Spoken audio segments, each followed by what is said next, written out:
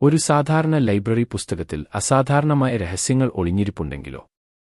അത് നിങ്ങളുടെ ജീവിതത്തെ എന്നേക്കുമായി മാറ്റുന്ന ഒരു യാത്രയിലേക്ക് നയിക്കുമോ? സാധാരണമായി തോന്നുന്നതും എന്നാൽ കണ്ടെത്തുന്നതിനായി കാത്തിരിക്കുന്നതുമായ ഒരു രഹസ്യം നിങ്ങൾ എപ്പോഴെങ്കിലും കണ്ടെത്തിയിട്ടുണ്ടോ? ഒരു എളിമയുള്ള ലൈബ്രറി പുസ്തകം ഒരു സ്ത്രീയുടെ ജീവിതത്തെ നിഗൂഢത നിറഞ്ഞ ഒരു സാഹസികതയാക്കി മാറ്റിയതിന്റെ കഥയാണിത്.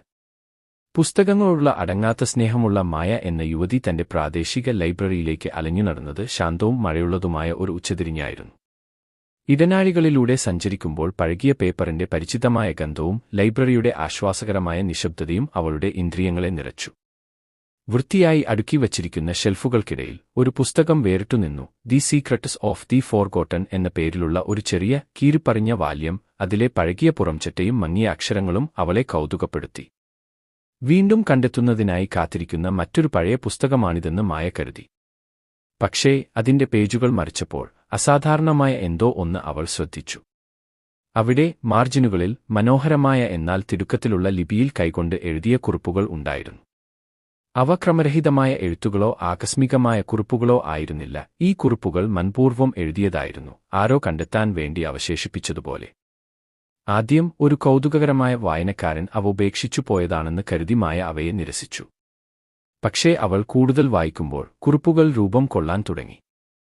അവ നിഗൂഢ സന്ദേശങ്ങളായിരുന്നു, എങ്ങോട്ടോ നയിക്കുന്നതായി തോന്നുന്ന പസിലുകൾ.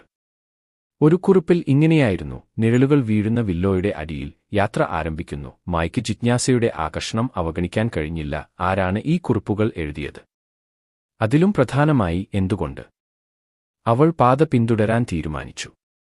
ആദ്യത്തെ സൂചന അവളെ നഗരത്തിലെ പാർക്കിലേക്ക് നയിച്ചു, വർഷങ്ങളായി അവൾ സന്ദർശിച്ചിട്ടില്ലാത്ത ഒരു സ്ഥലം. അവിടെ ഒരു പഴയ വില്ലോ മരത്തിന്റെ വിശാലമായ ശാഖകൾക്കടിയിൽ അവൾ ഒരു ചെറിയ ചുവന്ന കല്ല് കണ്ടെത്തി. അതിനടിയിൽ മറ്റൊരു കുറിപ്പ് ഉണ്ടായിരുന്നു. അതിൽ ഇങ്ങനെ എഴുതിയിരുന്നു: ഇത്രയും ദൂരം എത്തിയിട്ടുണ്ടെങ്കിൽ അടുത്ത ഘട്ടത്തിന് നിങ്ങൾ തയ്യാറാണ്. വാക്കുകളേക്കാൾ ഉച്ചത്തിലുള്ള മന്ത്രിപ്പുകൾ എവിടെയാണെന്ന് അന്വേഷിക്കുക. മായയുടെ ഹൃദയം തുടിച്ചു.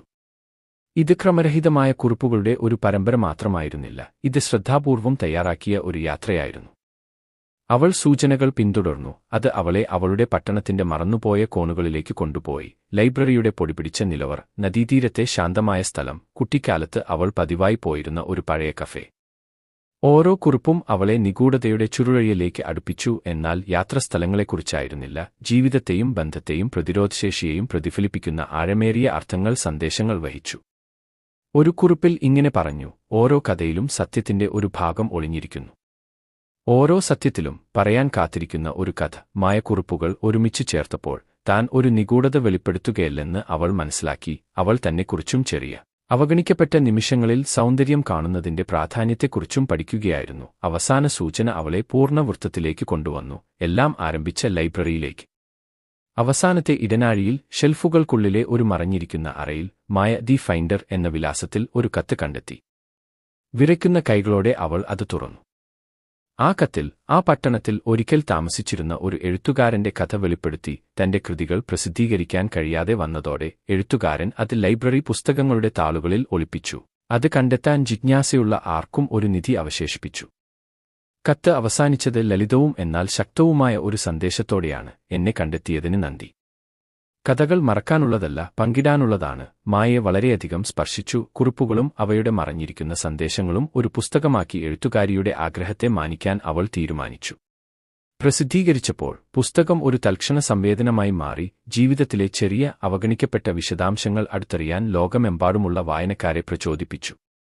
ലൈബ്രറിയിലെ ഒരു നിശബ്ദ ഉച്ചകഴിഞ്ഞുള്ള യാത്ര മായയുടെ ജീവിതത്തെ മാറ്റിമറിച്ച ഒരു യാത്രയായി മാറി. ഇതെല്ലാം ആരംഭിച്ചത് ഒരൊറ്റ പുസ്തകത്തിൽ നിന്നാണ്. ഒരു മറഞ്ഞിരിക്കുന്ന സന്ദേശമുള്ള ഒരു പുസ്തകം, അതിന്റെ കഥ വെളിപ്പെടുത്താൻ ശരിയായ വ്യക്തിക്കായി ക്ഷമയോടെ കാത്തിരിക്കുന്നു. അതിനാൽ അടുത്ത തവണ നിങ്ങൾ ഒരു പഴയ പുസ്തകം എടുക്കുമ്പോഴോ നിങ്ങളുടെ പട്ടണത്തിന്റെ മറന്നുപോയ ഒരു മൂലയിൽ സന്ദർശിക്കുമ്പോഴോ ഓർക്കുക, ചിലപ്പോൾ ഏറ്റവും അസാധാരണമായ സാഹസികതകൾ ഏറ്റവും സാധാരണമായ സ്ഥലങ്ങളിൽ മറഞ്ഞിരിക്കുന്നു. ചോദ്യം: അവ കണ്ടെത്താൻ നിങ്ങൾ സമയമെടുക്കുമോ എന്നതാണ്. കണ്ടെത്തലിന്റെ ഈ അവിശ്വസനീയ യാത്രയിൽ ഞങ്ങളോടൊപ്പം ചേർന്നതിന് നന്ദി.